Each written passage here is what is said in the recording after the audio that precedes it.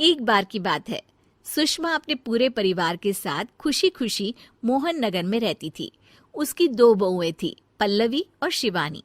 एक दिन दोनों बहुएं रसोई में काम कर रही होती है कि तभी उनकी सास सुषमा उन्हें बुलाती है। अरे बहू, जरा इधर तो आना। शिवानी, जरा जाकर देखना सासू माँ क्या कह रही हैं। दीदी आप ही देख लो ना जाकर, आपको भी तो सुनाई दे रहा है। अरे मैं आटा गूंद रही हूँ ना, तुम चली जाओ। हाँ तो मैं भी तो सब्जी काट रही हूँ ना दीदी। अरे बहू जल्दी आओ। ओह, ये तो जाएगी नहीं। मैं ही जाकर देखती हूँ कि क्या करना है। पल्लवी सुषमा के कमरे में जाती है। जी मम्मी जी, क्या हुआ? शाम को घर पर कुछ मेहमान आने वाले हैं, तो तुम अच्छा सा खाना बना लेना बहू। ठीक है मम्मी जी, आप बता दीजिए क्या क्या बनाना है और कितने लोग आ रहे हैं। सुनील की मौसी जी और उनका पूरा परिवार आ रहा है। कुल मिलाकर 3 लोग और हमें मिलाकर हुए 9 लोग। तो अभी से ही तैयारी करना शुरू कर दो। और हाँ, घर की सफाई भी कर देना, हाँ अच्छे से। जी मम्मी जी, सब काम हो जाएगा, आप चिंता मत कीजिए। पल्लवी शिवानी को घर में मेहमान आने वाले हैं इसके बारे में बताती है।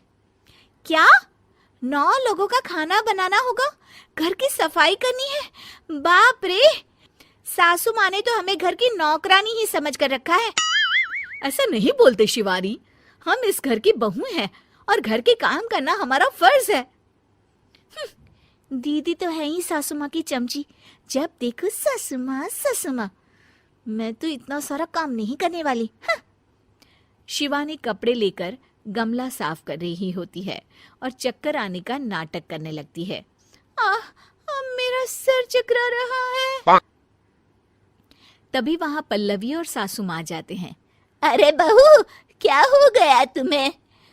मम्मी जी, बहुत तेज सर में दर्द हो रहा है। तुम एक काम करो शिवानी, आराम कर लो। नहीं नहीं दीदी, घर में मेहमान आने वाले हैं, मुझे आपकी मदद करनी चाहिए।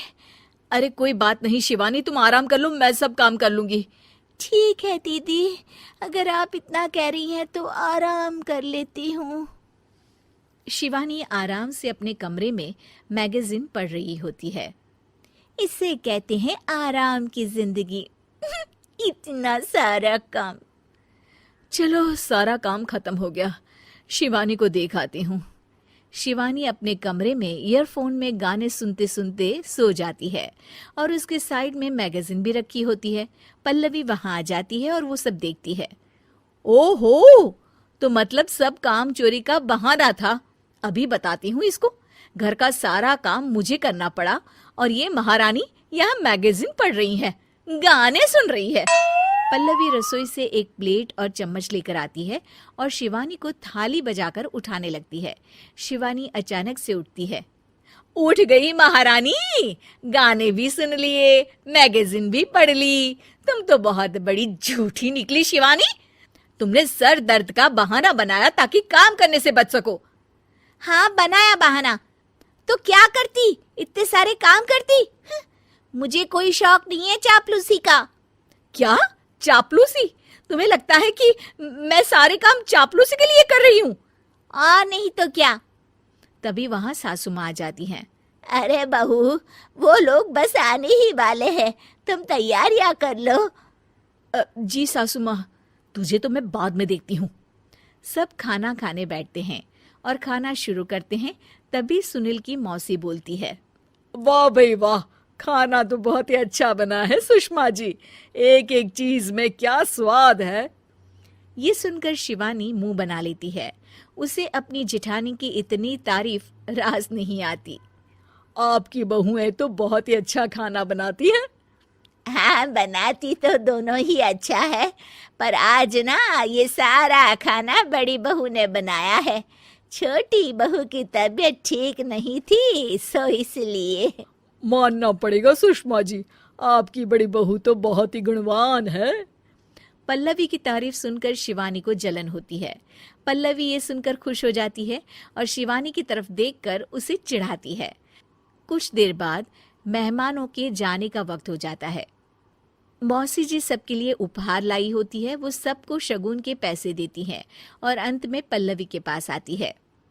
तुम्हारे लिए शगुन का लिफाफा तो है ही, पर बहू तुम्हें एक और उपहार भी मिलेगा इतना अच्छा खाना बनाने के लिए। मौसी अपने सोने के कंगन निकालकर पल्लवी को पहना देती है। ये लो, ये मेरे मनपसंद कंगन है, अब से ये तुम्हारे हुए। धन्यवाद मौसी जी। ये देखकर शिवानी तो पूरी तरह से जल जाती है और गुस्से से रसोई में चली जाती है। तभी वहां पल्लवी आ जाती है और उसे अपने कंगन दिखाने लगती है। देवरानी जी, अब